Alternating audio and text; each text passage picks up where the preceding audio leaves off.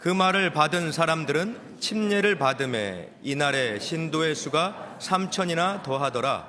그들이 사도의 가르침을 받아 서로 교제하고 떡을 떼며 오로지 기도하기를 힘쓰니라. 사람마다 두려워하는데 사도들로 말미암아 기사와 표적이 많이 나타나니 믿는 사람이 다 함께 있어 모든 물건을 서로 통용하고 또 재산과 소유를 팔아 각 사람의 필요를 따라 나눠주며 날마다 마음을 같이하여 성전에 모이기를 힘쓰고 집에서 떡을 떼며 기쁨과 순전한 마음으로 음식을 먹고 하나님을 찬미하며 또 온 백성에게 칭송을 받으니 주께서 구원받는 사람을 날마다 더하게 하시니라. 예수님의 그 대지상명령, 우리가 Great Commission이라고 그렇게 알고 있죠. 이 명령은 주님이 제자들에게 남기신 마지막 유언이라고도 할 수 있고 또한 주님의 소원이자 우리에게 주신 사명입니다. 그 말씀이 마태복음 28장 19절 20절에 나와 있는데 여러분 이 말씀 우리가 알고 또한 늘 묵상해야 되는데요. 이 말씀을 함께 선포합시다. 시작. 그러므로 너희는 가서 모든 민족을 제자로 삼아 아버지와 아들과 성령의 이름으로 침례를 베풀고 내가 너희에게 분부한 모든 것을 가르쳐 지키게 하라. 볼지어다 내가 세상 끝날까지 너희와 항상 함께 있으리라 하시니라. 아멘. 이 주님의 대지상 명령 핵심은 이렇게 정리할 수가 있어요. 모든 민족을 제자로 삼으라.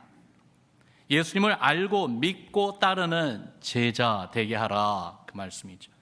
세상 모든 민족이 주님의 제자가 될 때에 하나님의 나라가 이 세상에 온전히 세워지기 때문입니다.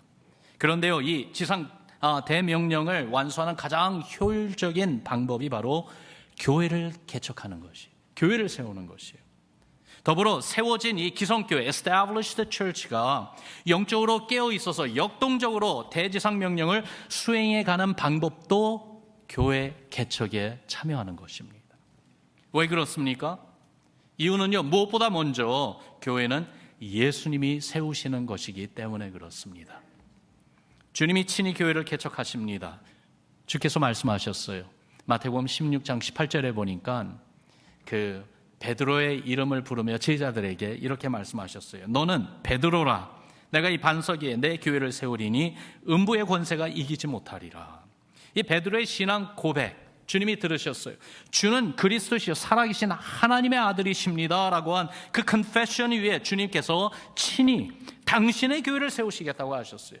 그래서 교회는 예수님이 개척하시는 것이고 교회의 참된 주인은 우리 예수님입니다. 교회는 주님의 소유인 것을 처음부터 분명히 말씀해 주셨습니다. 누구든지 교회 개척에 참여하는 것은 그러므로 예수님이 하시는 그 일에 참여하는 것이에요. 주님이 친히 당신의 교회를 세우십니다. 어떻게 해요? 복음으로 또한 성령의 일하심으로써 세우십니다. 오늘 우리가 읽은 이 본문의 배경을 보면은 예수님이 부활 승천하신 것을 목격한 제자들에게 일어난 그 사건을 배경으로 백그라운드로 하고 있습니다. 120명의 제자들이요, 주께서 하늘로 승천하시기 전에 당부하신 그 말씀을 기억하고 순종했어요. 사도행전 1장에 주님이 하신 말씀이 거기 기록되어 있는데요, 4절과 5절을 보니까 예루살렘을 떠나지 말고 내게서 들은 바 아버지께서 약속하신 것을 기다리라. 요한은 물로 침례를 베풀었으나 너희는 몇 날이 못되어 성령으로 침례를 받으리라. 주님이 주신 이 말씀대로 그들은 예루살렘에 사는 마가의 다락방에 함께 모였습니다. 기도했습니다. 약속하신 성령이 임하기를 그렇게 기다렸지요. 그렇게 10일째 되던 날, 유대인의 절기인 오순절날 성령이 임했습니다. 모여서 기도하던 그 다락방 안에 급하고 강한 바람 소리로 가득해지고요, 불의 혀처럼 갈라지는 것들이 기도하는 각 제자들 한 사람 한 사람에게 임하면서 그들의 입에서 다른 나라의 언어로 방언이 터지기 시작했어요. 그리고는 제자들이 입을 열어 복음을 전하는데 구약의 말씀을 인용하며 하나님의 말씀을 선포하는데요, 그 결론은 바로 이것이었습니다. 사도행전 2장 36절에 나와 있는데요, 같이 읽어봅시다. 시작. 그런즉 이스라엘 온 집은 확실히 알지니 너희가 십자가에 못 박은 이 예수를 하나님이 주와 그리스도가 되게 하셨느니라. 아멘. 50일 전에 채 2달도 안 된 최근에 유대인들에 의해 십자가 처형을 당하 죽은 그 예수님이 하나님이 약속하신 모든 유대인들이 그렇게 고대하며 기다리던 그들의 메시아, 곧 구원자이시고 주님이라는 것을 전한 것입니다. 이 말을 듣던 유대인들 그들의 마음에 찔림을 받았어요. 하나님이 보내신 메시아를 영접하기는커녕 오히려 거부하고 죽였기 때문에, 무서운 죄를 지었기 때문이죠. 어떻게 해야 될지 모를 때 그때 성령이 충만한 베드로가 그들에게 말해 주었습니다. 38절에 보니까 너희가 회개하여 각각 예수 그리스도의 이름으로 침례를 받고 죄 사함을 받으라. 그리하면 성령을 선물로 받으리라. 그러면서 패역한 세대에서 구원을 받으라고 권고했습니다. 그날 사람들이 회개하며 예수를 나의 구주, 나의 하나님으로 믿는 것을 고백하는 침례를 받는데요, 그날 구원을 받은 자의 숫자가 3,000명이나 되었던 것입니다.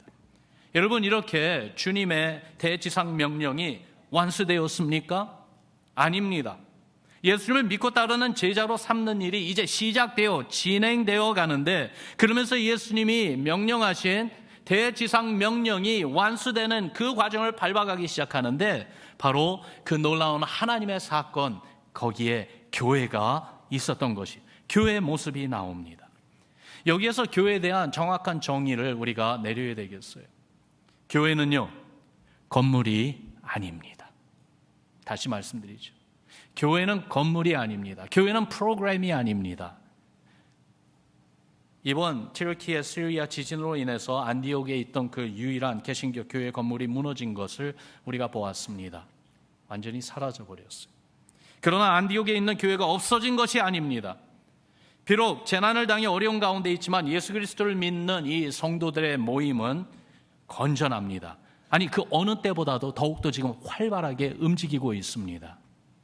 그 교회를 담임하시는 그 교회 목사님이시자 파송받은 선교사님이신 안바울 선교사님과 또한 교회 사역자들, 교회 성도들이 함께 힘을 모아가지고 정말 계속해서 일하고 있어요.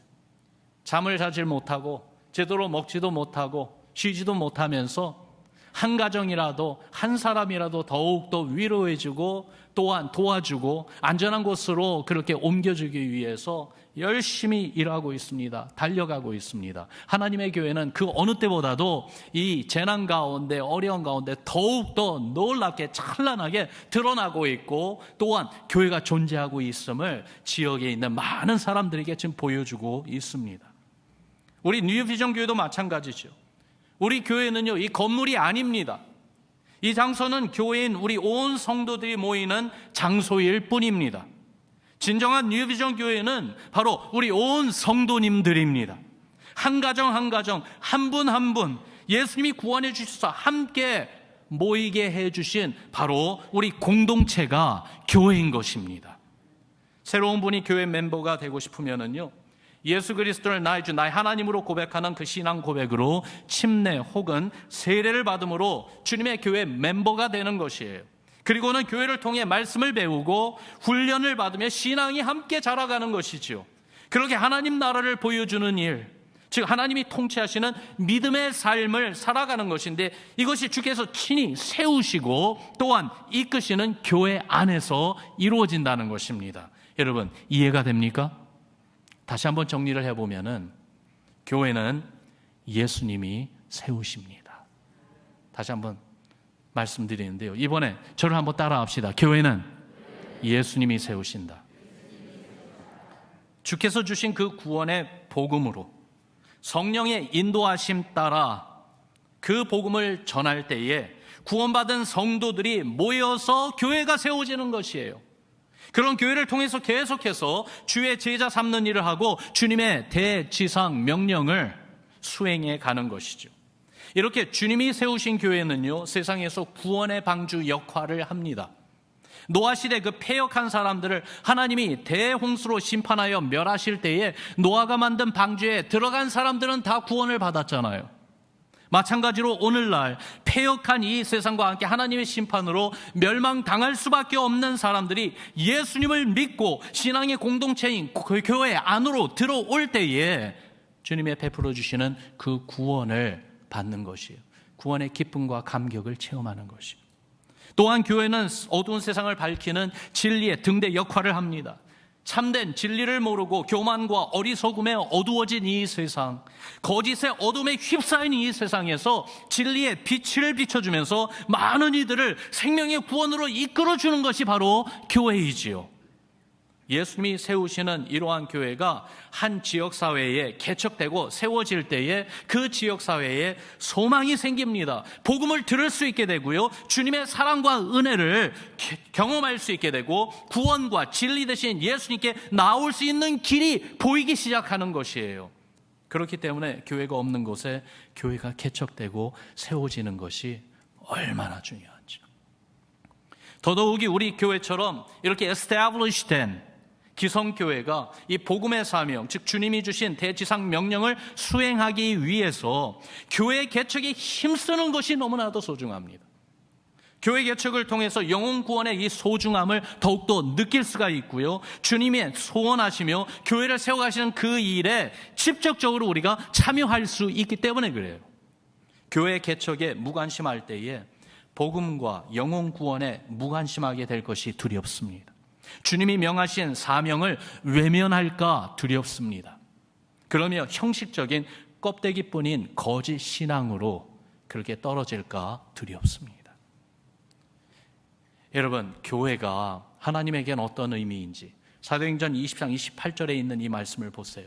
우리 같이 읽어봅시다. 시작. 여러분은 자기를 위하여 또는 온 양떼를 위하여 삼가라. 성령이 그들 가운데 여러분을 감독자로 삼고 하나님이 자기 피로 사신 교회를 보살피게 하셨느니라. 아멘. 하나님에게 교회는 어떠한 존재인가? 이 마지막 부분에 분명히 나와 있죠. 교회를 뭐라고 부르셨어요? 하나님이 자기 피로 사신 교회다, 그렇게 부르셨어요. 예수님이 십자가에서 흘리신 그 피값으로 사신 교회라는 것이죠. 다시 말해서 교회는 주의 생명의 가치를 가지고 있다는 것입니다. 그렇게 하나님이 소중하게 여기시는 교회라는 것이죠. 이렇게 교회는 예수 그리스도와 분리될 수 없습니다. 예수님과 inseparable, 떼어놓을 수 없는 것이 바로 교회인 것이에요. 주께서 사랑하시고 이렇게 아끼시는 교회, 그 교회를 통해서 영혼을 구원하시고 하나님 나라를 이루어 가시려고 세우시는 교회, 그래서 예수님이 친히 개척하시고 세우시는 이 교회 개척에 바로 우리로 같이 참여하도록 주님이 초청하셨고, 거기에 우리가 joined, 거기에 동참하고 있는 것이죠. 이게 얼마나 큰 특권이고 중요한 사명인지 우리가 알아야 되겠습니다. 아멘입니까? 주께서 세우시는 교회의 모습, 그 모습을 한번 살펴보기를 원하는데요, 정말로 주님이 이루어 가시는 하나님의 교회, 주님의 대지상 명령을 수행하는 그러한 교회는 어떠한 모습을 가지고 있는가? 네 가지를 말씀을 통해서 우리가 봅니다. 바로 이러한 모습이 우리 교회에 있습니다. 그래서 이 말씀 하나하나 볼 때에 여러분, 우리 교회 안에 이 모습이 내 신앙 안에도 있는지 나의 신앙 한번 점검해 보시기를 바랍니다. 첫 번째는요, 배우는 공동체입니다. 따라합시다. 배우는 공동체. 교회가 시작되자마자 먼저 힘쓴 것이 가르치고 배우는 것이었어요. 41절에 복음을 듣고 침례를 받아 구원받은 성도가 3,000명이 되었다는 말씀이 있고 나서 바로 다음 42절 시작을 보면은 그들이 사도의 가르침을 받아 기록하고 있어요. 사도들이 가르치는 것을 듣고 배웠다는 것만이 아니에요. 그 사도들의 가르침을 받았다는 것을 강조하기 위해서 한국말 성경 이 구절 맨 뒷부분에 보면은 오로지 힘쓰니라라는 문구가 있습니다. 그래서 구원받은 성도들이 무엇보다 먼저 보여준 것은 사도들의 가르침에 몰두하는 모습입니다. 그들이 알게 된 예수 그리스도, 그 주님의 삶을 배우고 주님의 가르침을 함께 나누면서 주님의 약속을 함께 붙들고 살아가는 공동체 모습을 보여주고 있는 것이죠. 여러분, 예수님은 성령을 진리의 영이라고 소개해 주셨어요. 요한복음 14장에 보니까 26절에 보혜사 곧 아버지께서 내 이름으로 보내실 성령, 그가 너에게 모든 것을 가르치고 내가 너에게 말한 모든 것을 생각나게 하리라 그랬어요. 주님 말씀하신 대로 성령으로 움직이는 교회, 그래서 복음과 성령을 통해서 시작된 교회는 하나님 말씀을 배우는 일에 몰두합니다. 사도들 통해 가르쳐 주시는 그 성령께 주목하고 배우는 모습이 있습니다. 가르침의 권위에 순종하고요, 겸손히 말씀을 배우는 일에 전념하는 모습이 있지요. 감사한 것이 지난 화요일 날에 향수 예배와 향수 소그룹 사역이 시작이 됐습니다. 금요일에 뉴비전 성경학교가 봄학기가 시작이 됐습니다. 우리 교회 많은 성도님들이 참여하시는 모습을 보면서 하나님께 감사하고 있어요. 건강한 교회는 말씀을 배우는 데서부터 시작된다는 사실을 잊지 맙시다. 우리 안에 하나님의 말씀을 배우고 싶은 간절함이 새롭게 불타기를 주의 이름으로 축원합니다. 거짓, 그것을 진리, 거짓, 이것을 온전히 분별하기 힘든 이 세상에서 정말로 진리를 온전히 분별하여 진리를 따라갈 수 있도록 돕는 것은 하나님의 말씀을 배우고 말씀으로 훈련되어 참 진리 대신 예수 그리스도를 담대히 증거하며 보여주는 신앙이에요. 여러분, 바로 우리 교회가 그런 교회 되기를 주님의 이름으로 축원합니다. 그러면서 예수님이 개척하여 세우시는 교회 두 번째 모습은 더불어 함께하는 공동체 모습이 있어요. 따라합시다. 더불어 함께하는 공동체. 42절에 보니까 사도들의 가르침을 받아 또한 서로 교제하고 떡을 떼는데 오로지 힘쓰더라, 그 말씀이 있어요. 말씀을 배우는 것에 몰두하는 것뿐만이 아니라 말씀의 배움과 더불어 서로 교제하고 떡을 떼는 일을 했어요. 교제했다, 우리가 잘 아는 헬라어 코이노니아입니다. 서로 삶을 함께 나누는 모습이에요. 떡을 뗀다는 것, 함께 식사를 한다는 말이기도 하지만은 한 걸음 더욱더 나아가서 예수님이 떡을 떼어주시고 잔을 주시며 나를 기억하라, 나를 기념하라 말씀하신 그것을 기억해서 성찬식을 함께 나눴다는 말씀입니다. 그래서 예수님을 믿고 따르는 신앙 가운데 모두가 하나됨을 기억하고 하나됨을 지키며 그리스도의 복음을 전하기로 다시 마음을 모으고 힘을 모으는 그러한 떡을 떼는 시간을 가졌다는 것이죠. 그렇습니다. 교회는 단지 하나님과 나 자신과의 관계를 위해서 존재하는 것만이 아니라 주님 안에서 형제 자매들과 함께 친밀한 관계를 맺고 함께 그리스도의 몸을 세워가는 것이 바로 교회예요. 서로 사귀며 교제하고 십자가에서 주님이 살이 찢기고 피를 흘리신 그 은혜를 함께 기억하고 온 세상에 이 구원의 은혜를 증거하자고 결심하며 깊은 관계, 진실한 사랑을 맺어가는 관계로 나아가는 것이 더불어 함께하는 교회의 모습이지요. 성령은 우리 모두가 더불어 함께하는 관계로 나아가도록 우리를 권고하시고 인도해 주십니다. 더불어 함께하는 공동체에서 나타나는 아름다운 일들이 있는데요, 나눔과 섬김입니다. 따라합시다. 나눔, 섬김. 44절 45절에 그것을 증거해 주는데요, 믿는 사람이 다 함께 있어 모든 물건을 서로 통용하고 또 재산과 소유를 팔아 각 사람의 필요를 따라 나눠주고. 성령으로 움직이는 교회는요, 정말 삶을 나눌 때에 서로의 필요를 채워주고 위로해주고 격려해주며 서로를 섬겨주는 일에 힘썼던 것이죠. 이런 일들이 자발적이고 자원해서 하는 것이었어요. 의무가 아니었어요. 어떤 강요도 필요하지 않았던 것이 예수님이 가난한 자들과 함께 하셨고 그들을 돌보라고 가르쳐 주셨다는 그 말씀만으로도 충분했던 거예요.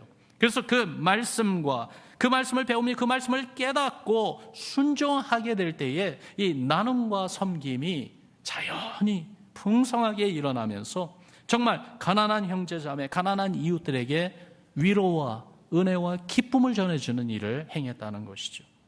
여러분, 더불어 함께하는 공동체의 모습이 우리 가운데 아름답게 계속해서 나타나기를 주님의 이름으로 축원합니다.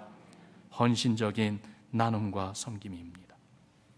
그러면서 세 번째로 예수님이 개척하시고 세우시는 교회는 기도하는 공동체입니다.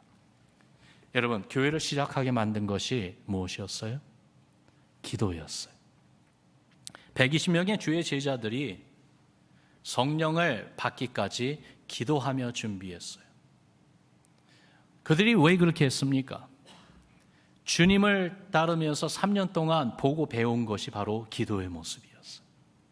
그래서 기도하며 약속하신 그 성령을 기다릴 때 성령이 임하시고 교회가 시작되게 되었고, 그렇기 때문에 기도는요, 교회가 시작된 이후에도 교회의 엔진이 되었습니다. 여러분, 그런 말이 있죠. When a man works, the man works. But when the man prays, God works. 사람이 일하면은 사람이 일하는 것뿐이지만 사람이 기도하면 하나님이 일하신다고요. 그렇습니다. 하나님이 일하시는 교회, 성령이 움직이는 교회는 기도하는 교회입니다. 그런 면에서 얼마나 감사한지 모르겠어요. 오늘 예배 시간에 올해 한 해 동안에 약 160명가량의 중보기도 사역자들이 임명을 받습니다. 우리 교회 영적 파수꾼으로 정말 주님의 교회를 위하여, 성도님들을 위하여, 하나님의 복음사역을 위하여, 하나님 나라를 위하여, 열방을 위하여 정말 그 가슴에 그 사랑을 품고 때로는 아픔과 슬픔도 품으면서 하나님께 부르짖는 귀한 기도의 사역자들이 세움을 받는 거죠. 기도하는 교회, 거기에 하나님이 일하시는 모습이 보입니다. 여러분, 이렇게 기도하는 교회의 모습 42절에 보니까 예루살렘 교회가 그것을 보여줬다고 분명히 말씀하고 있는데 맨 마지막 부분에 그들이 오로지 기도를 힘쓰니라 라고 기록하고 있지 않습니까? 기도에 힘쓰는 것은요, 교회의 영적 DNA인 것이에요. 왜 그렇습니까? 이유를 세 가지로 봅니다. 첫 번째는 주님의 교회이기 때문이에요. 주님의 교회이기 때문에 당연한 거예요. 우리들의 교회이기 전에 주님의 교회예요. 주님이 교회의 주인이세요. 머리세요. 우리 마음대로 교회를 해나가서는 안 됩니다. 주님께 기도하며 주님의 뜻을 찾고 간구해야 되는 거예요. 그래서 주의 이름으로 하는 모든 사역 가운데 가장 먼저 앞서가야 되는 것이 기도이고, 또한 사역 과정도 기도로 그 사역을 감당해 나가며 사역을 온전히 마쳤을 때도 감사와 찬양과 하나님께 영광을 드는 기도가 있어야 된다는 것이죠. 더불어 기도가 영적 DNA일 수밖에 없는 이유가 우리는 연약하기 때문에 그래요. 교회를 무너뜨려 하는 대적을 우리 힘으로 감당하지 못합니다. 이번에 일어난 이 큰 지진, 재난도 그것만이 아니라 때로는 세상이 정치적으로, 사회적으로, 군사적으로 교회를 대적하고 일어날 때에 우리가 그걸 감당할 수가 없습니다. 힘이 없습니다. 그런데 놀라운 것은 박해 가운데 있을 때 모든 것을 다 잃고 할 수 있는 것이 아무것도 없는 그러한 상황에서도 교회는 한 가지를 할 수가 있는데 무엇이에요? 기도할 수 있어요. 그리고 기도할 때 하나님이 일하십니다.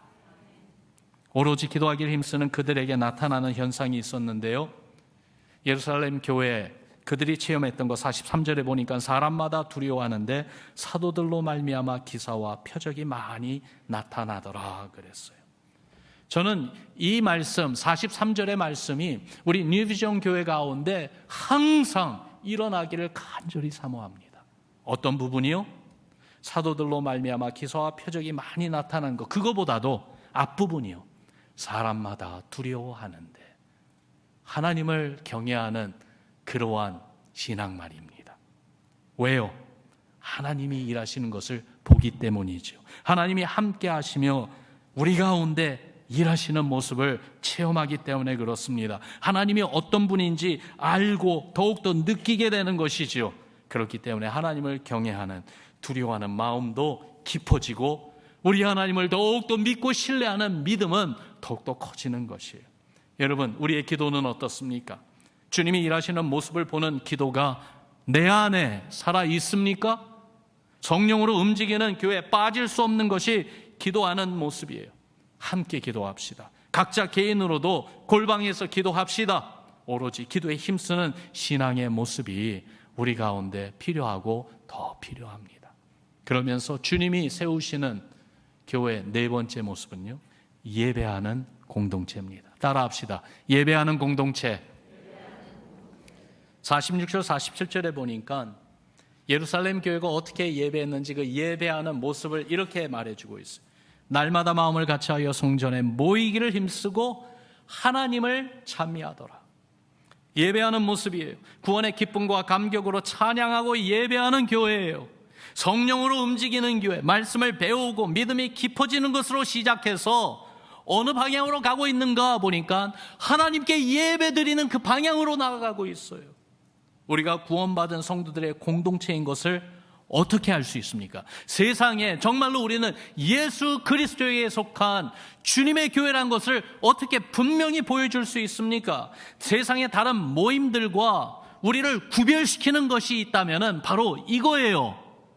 예배입니다. 예수 그리스도 십자가 은혜로 하나님께 예배 드리는 그 모습이요. 이것이 세상을 향한 우리의 아이덴티티를 분명하게 확실하게 보여주는 중요한 모습이죠.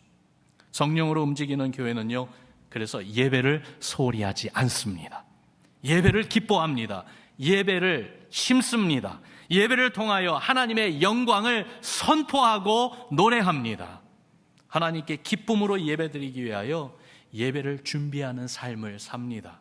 예배와 삶이 구분되지 않습니다. 연결되어 있습니다. 예배가 삶으로, 삶이 예배로 커넥트됩니다. 그래서 하나님의 뜻에 순종하며 믿음으로 살아가는 삶을 살아가다가 그러한 우리 성도님들이 함께 모이면 먼저 하는 것이 하나님의 이름을 찬양하며 예수 그리스도의 이름으로 하나님께 영광을 돌리는 예배인 것이에요.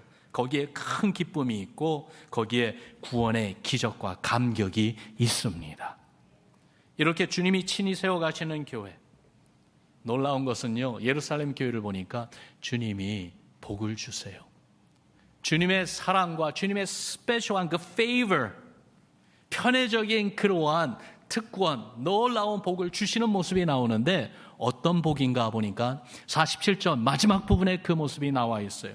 우리 같이 화면에 있는 구절을 같이 선포합시다. 시작. 주께서 구원받는 사람을 날마다 더하게 하시니라. 다시 한번요. 주께서 구원받는 사람을 날마다 더하게 하시니라. 무슨 말이에요? 교회가 자라가는 모습이에요. 하나님 나라가 확장되어가는 모습이에요. 더 많은 인생들이 예수 그리스도의 사랑과 은혜, 복음으로 구원받는 기적을 교회가 체험하는 모습이에요. 그러면 하나님의 영광을 드러내는 모습입니다. 바로 이러한 영적인 복이 우리 가운데 있는 것만이 아니라 여러분, 우리가 후원하고 함께 섬기며 동역하는 개척 교회들 가운데 일어나야 되겠어요. 말씀을 정리해 봅니다. 42년 전에 우리 교회 시작도 보면은 지난 주일 창립 감사 주일에 본 영상에서 우리 권사님 한 분이 42년 전에 제가 처음 우리 뉴비전 교회 그 당시에 왔을 때 보니까 15명이 모여서 예배하고 있었습니다. 그렇게 말씀하셨어요. 기억하시죠?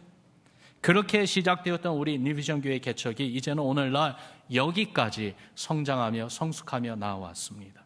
다 하나님의 은혜입니다. 그런데 우리만 이렇게 자라게 하신 것만이 아니라 우리 교회를 통하여 주님이 소원하시고 기뻐하시는 교회들을 개척하며 키워가시기를 우리 주님은 원하십니다. 이 주님의 뜻에 함께 참여합시다. 헌신합시다. 그러면 하나님 나라가 더욱더 이루어져가는 그 기쁨과 감격을 함께 맛보는 여러분과 저 우리 교회가 되기를 주님의 이름으로 축원합니다. 6개 church plant 영상 가운데 이름이 나왔는데요. 다시 한번 말씀드립니다. 아프리칸 아메리칸 교회가 있어요. 우리 교회에서 15분밖에 안 걸려요. 프리먼트 그 시에서 함께 모여 예배드리고 있어요. 주일날 한 20명가량이 모여서 예배드리는데요. 미국 전역에 있는 아프리칸 교회를 생각해 볼 때 20명 모이는 교회는 메가처치입니다. 그러면서 계속 복음 전도 사역을 감당하고 있어요. 2월달 말에 우리 교회에서 10,000개의 이스터 에그를 준비한다고 합니다. 이 아프간 교회가 지역사회에 전할 사랑의 선물이에요. 여러분 같이 참여해 주세요. 10,000개의 이스터 에그, 그 선물을 우리가 준비해야 돼요. 버틀미 교회가 있습니다. 바로 저 조지아라고 하는 그 나라에 있는 교회인데요. 버틀미 도시의 유일한 개신교회 딱 하나, 그 교회를 우리가 지금 돕고 있어요. 링컨 바이블 교회가 있습니다. 사크라멘토 서버브에 있는 히스패닉 교회예요. 담임 목사님이 암 말기로 투병하는 가운데 그러나 주님의 은혜로 지금 그 병을 투병하면서 교회를 계속 섬기고 있어요. 로카데 비다 교회, 바로 캘리포니아 중부 람팍이라고 하는 도시에 있는 교회입니다. 히스패닉 교회인데요. 특별히 이 교회는 그 migrant ministry를 많이 하는 것 같아요. 그래서 멕시코에서 온 그 농장에서 일하는 많은 일꾼들에게 그리스도의 복음을 전하고 사랑을 베푸는 일을 많이 하고 있습니다. 서리 교회, 카나다에 있는 교회예요. 브리티시 콜롬비아 그 인근에 있는 교회로 개척된 지 얼마 안 됩니다. 우리 교회가 그 교회와 연결이 돼서 기도하며 후원하고 있어요. 그리고 실리콘밸리에 있는 우리 한인교회로서 개척된 예담교회, 바로 우리가 지금도 함께 아름다운 동역을 이루어가며 이 지역사회 복음화를 위해서 힘쓰고 있습니다. 여러분, 이 교회들을 우리 마음에 꼭 담고 허락하시면 각 목장마다 적어도 한 교회는 우리 목장은 이 교회를 어답트 합시다. 그래서 늘 위해서 기도하고 관심을 갖고 어떻게 우리가 격려를 더욱더 보내드릴 수 있을까, 이러면서 온 교회, 우리 모든 성도님들이 하나님 나라를 더욱더 확장시켜가는 교회 개척에 참여해 주시기를 부탁드립니다. 주님이 축복하실 것입니다. 주님이 일하시는 모습을 보게 해 주실 것입니다.